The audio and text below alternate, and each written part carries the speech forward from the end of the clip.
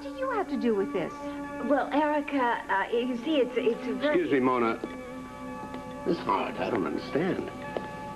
Haven't we already cleared up our little misunderstanding? Talk to me, Nick. Talk to me. Please come up with some explanation for why you did what you did.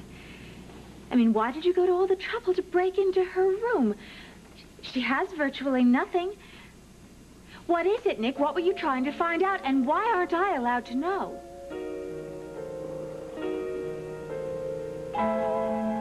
Now, your niece's whereabouts can wait till later. Right this very second, you and me are going to sit ourselves down here and have a little talk about the fact that my own husband is doing everything that he can to sabotage my oldest son. Oh, nonsense. Just calm down. How can I be calm when all of this plotting is going on, huh? Bullets, arrows flying helter-skelter right over my perfectly coiffed dew. I am not deaf. I can hear them whistling as they whiz by. Now, somebody is going to get hurt, Palmer. I can feel it in my bones. You have the most colorful imagination. Don't you dare patronize me, Palmer. You have been conniving behind Tad's back and mine, haven't you? Oh, I am just madder than a wet hen in a steam bath. I can't believe this. What is going on here? Is our marriage built on solid rock or on shifting sand? Did we write our vows in stone or in disappearing ink? Are you my soul partner till death do us part, or are you just some lowlife looking to break up Tad and Dixie for a second time? This is precisely why I didn't want to discuss it. And you know that I am not going to give up until I am the only one left shouting. Oh, all right. Yes, you're right. If Dixie never laid eyes on Tad Martin again, I would be very happy.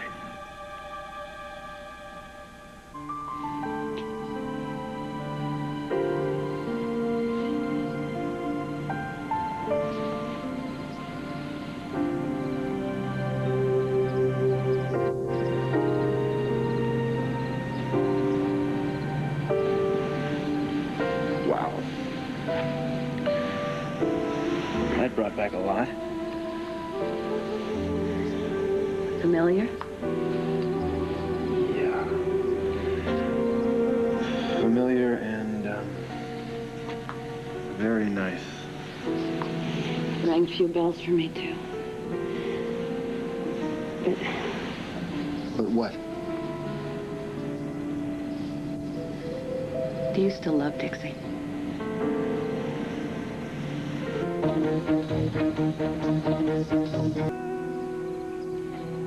It's a fair question. A little too fair. Tad, look, if you still love Dixie, you can tell me. Do you still love Edmund? Come on, Brooke, fair is fair. You're the one who brought it up. No, I didn't. I never mentioned Dixie's name once. You did. All I did was kiss you. Look, you can't suggest that I just sail off into uncharted waters with you and not even mention her name. In the first place, they're not uncharted waters. And to answer your question, Dixie has been in my life for a long time. And I know that Edmund is a big piece of yours. You know as well as I do that once you love someone, you can't just turn it off. You can't just turn around and walk away from it and forget about him. It's not the way it works. But does that mean they're supposed to be able to dictate every move we make from now on? No, not every move. Okay. And what I'm suggesting is maybe it is time to move forward. And I'm not saying it's going to be easy. I know it's going to be painful. It's going to be miserable. We're bound to run into them. It's a small town. But as far as I'm concerned, forward is the only way to go. Forward is a very general direction. I know what Edmund does to you. Dixie does the same thing to me. Every time I see her, it hurts. What's the hype about? What did it ever get us? A lot of pain and sleepless nights. And regrets and fights and bending over backwards time and time again, trying to make things work. There were good times, too, Tad.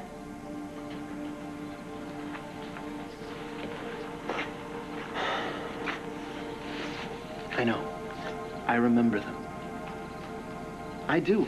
All the times you wake up and you look across the bed and you think you're with somebody that you're supposed to spend the rest of your life with, but you know what? You turn around and whack, hit you square in the face. You're right back to emotional hell. You tell me, do you like living your life not knowing whether or not it's going to fall apart? Nobody is going to give you any guarantees. No. No, they won't. But a little commitment would be nice. A little indication that Dixie was as willing as I was to work things out. Brooke, after everything you and I have been through, why should we make ourselves martyrs for something called true love? Dixie and I thought we had true love. All it did was make us miserable. Maybe it's time for something new. For something more. And who knows, maybe, given a little perspective, you and I might one day be able, like everybody else in the world, to just look back at this and smile. You know, and refer to things like times before Edmund, or situations between my Orsini period and my Dixie era. Who's to say that you and I aren't supposed to have a better future together? I think there are a lot of people who've already voiced their objections about that. Okay, so why don't we just forget them? Look, I tend to listen, all right? I tend to listen when the topic is my life. You know something? A couple nights ago, I started listening to somebody else, somebody new, me. Nola worked long and hard to teach me something about confidence, something about maturity. Thank God some of it stuck. I can see that. Lesson number one, there is always a time to move on. And there's usually not some big neon sign sitting there telling you where the exit is. You just have to use your good sense and know where to make the turn. Brooke, if you and I were ever supposed to fall in love, there is never going to be a better time than now to figure it out.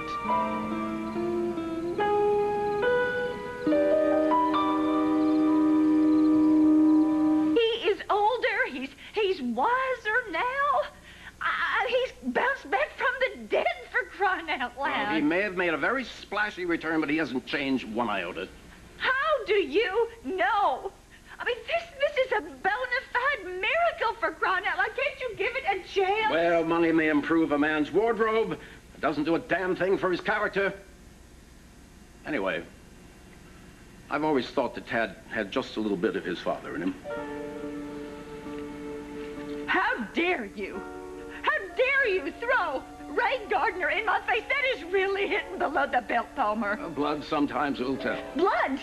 Blood? Ted is the son of Joe Martin. He is the one who raised him, who refined him, who educated him. Besides, so what if he's got a little bit of the rebellious streak in him? I mean, no man worth his salt is without a little bit of spirit, is he? Ted is a fine man, a loving man.